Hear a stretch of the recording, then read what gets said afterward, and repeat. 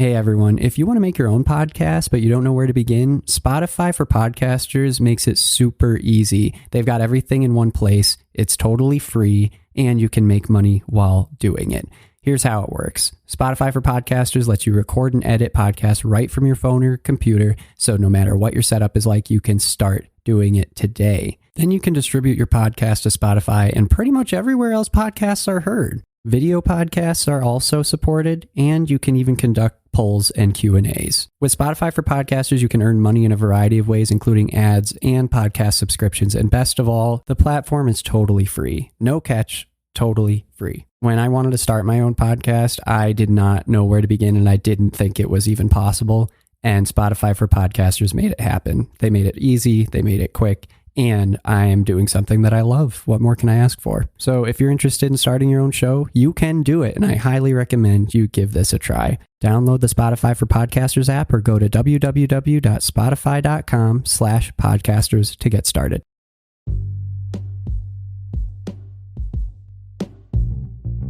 Hey everybody, what's up? Welcome back to another episode of Everything Kratom, the podcast about anything and everything Kratom.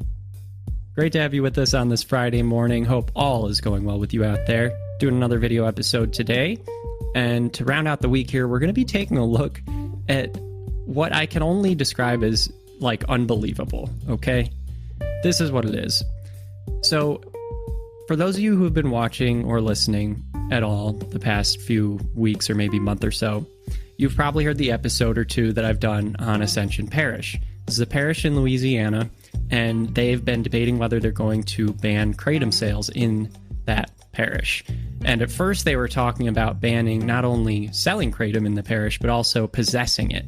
So not only could you not just, you couldn't sell it, you couldn't possess it, but also they're thinking about making it so you couldn't use it in the parish, completely illegal.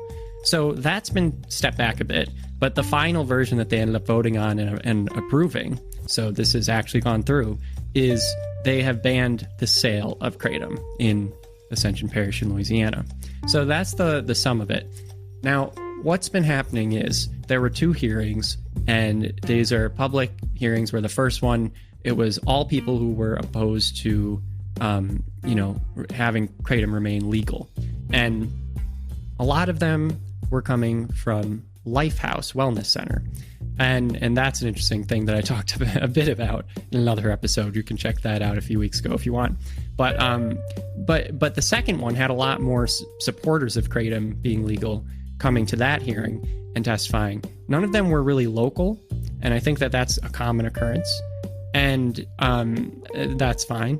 But that's really what has been used as the ammunition against keeping Kratom legal there. Is everyone who came out in support of it was from a different place. And it's I'm not going to get into all of that today.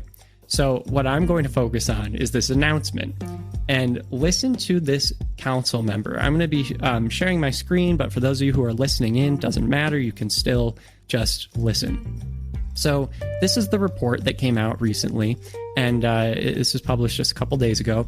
And this is the council member talking about how basically their decision came down to the fact that Kratom, in and of itself, in its purest form, it's probably not harmful.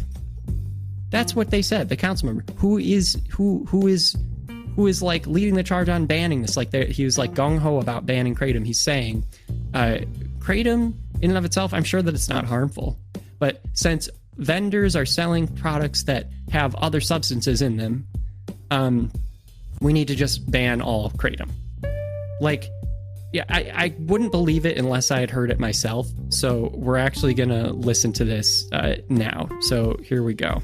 Councilman Michael Mason chimed in. That was kind of the thing that I noticed, that everybody that was pro-Kratom and that would show up to the meetings would all say the same thing. Well, in its purest form, it does a lot of great good, which I'm sure it does. And we were not arguing that fact. What we're saying is what we have in Ascension Parish is obviously not its purest form. Under the new rule, anyone that's caught selling Kratom could lose their business license, face a fine, or possibly go to prison. Mason says he supports a ban until Kratom is regulated by the state or federal government. We did put in that caveat, though, that if further research comes available and some some regulation happens with kratom and we can get the pure form and, make sure that it's not tainted with formaldehyde, which are some of the things that were coming through and all this other stuff, then we would be glad to revisit this. And this is just something to protect our people right now. So let's just pause there and think about what this council member just said. He just said that the people who are arguing in support of kratom are saying that kratom in its purest form is not harmful, and so we shouldn't ban kratom. And what their arguments were, if you go to listen to that hearing, overwhelmingly, everyone was saying, for the most part, minus one or two people, was saying that kratom should be regulated. And you should regulate the types of businesses that are selling kratom and how they process kratom, make sure that it is its purest form of just the plant itself, because the plant itself isn't dangerous. And so the council member who is banning kratom in this parish agrees. He agrees that kratom in its purest form is likely not harmful at all. Okay? This should come as a shock to some people, at least, if not everyone. It was for me. Because if something is not harmful to you, but it's the businesses that you have an issue with, or the processes by which the product is created, you don't ban the product itself. Am I missing something here? What? And just to drive home this point further, so I went online to look up, basically the Food and Drug Administration website recalls, market withdrawals, and safety alerts webpage. This shows everything and anything that has been recalled for different reasons that falls under the jurisdiction of the FDA. It's food and beverages, drugs, and other things as well. And so just as an example, let's see. One of the things on here, one of the first things, here it is. Organic tahini. Mighty Sesame is the brand name. And it says recall reason. This just happened the other day. Potential to be contaminated with salmonella. Okay? So, does that mean that we shouldn't have tahini anymore? I mean, based on the logic that this parish is using, they shouldn't have any tahini if they carried this brand, right? No more tahini for parish, Ascension Parish. I mean, I don't know how many people are eating tahini there. Who knows? Doesn't matter. But I mean, that's the logic. What else they got? Yeah, they've got drugs that contain other drugs in them that they shouldn't.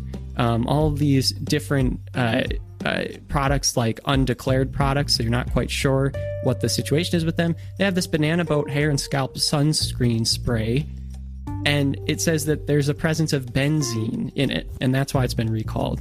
So it's like, I could go through this list and come up with the exact same logical reasoning to say, all right, no more chocolate for Ascension Parish, no more tahini, no more sunscreen. No, it's the same logic. For some reason, it's like only kratom that this logic applies. And it goes all the way up to the FDA. It's their reasoning too. Now, the other thing that I want to say is this. I don't believe that there's been any evidence presented, at least at those hearings that I watched, where anyone mentioned anything about what has been found in the products that are sold in Ascension Parish. Because if you listen to that council member, his argument also is, it's not that we have a problem with kratom in and of itself. It's that the companies that are selling kratom in Ascension Parish, every single one of them is selling a product that has adulterated, it's adulterated. It has other products in it as well, or chemicals or things, formaldehyde or whatever he said. Okay, well, I didn't hear any evidence about that. Where is that evidence? Now, I remember hearing 3 different people who were former or current addicts saying that they had been clean for a while, and then they ended up doing a drug test and testing positive for fentanyl, and they hadn't been taking fentanyl, and all they had been taking was kratom. And so my takeaway from those was either they're lying or, wow, that's a big problem. The kratom they were taking had fentanyl in it. You should really, regulate that and get rid of that product through that store or that store. But you don't get rid of kratom. Why are you banning the sale of kratom? It's not the issue. It just seems so cut and dry to me. I don't know why this is something that must be the exception. In every case, kratom ends up being the exception. And it's really weird to me, and I don't think that I can think of anything else that's in this scenario at the moment. Can you? I mean, really, this is just really freaky deaky weird, as Dr. Evil would say. So anyway, I'm going to leave it there. I thought that was a hilarious statement to end the week on, and that's exactly what I'm going to do. So I hope that you all have a great weekend, and we will be back on Monday. Thanks so much for listening. And just doing my quick plug here, you can go to Happy Hippo through the link in the description of this podcast and use the coupon code EverythingKratom to get a discount on Kratom products. All right, everybody, take it easy. We'll be back on Monday. Bye-bye.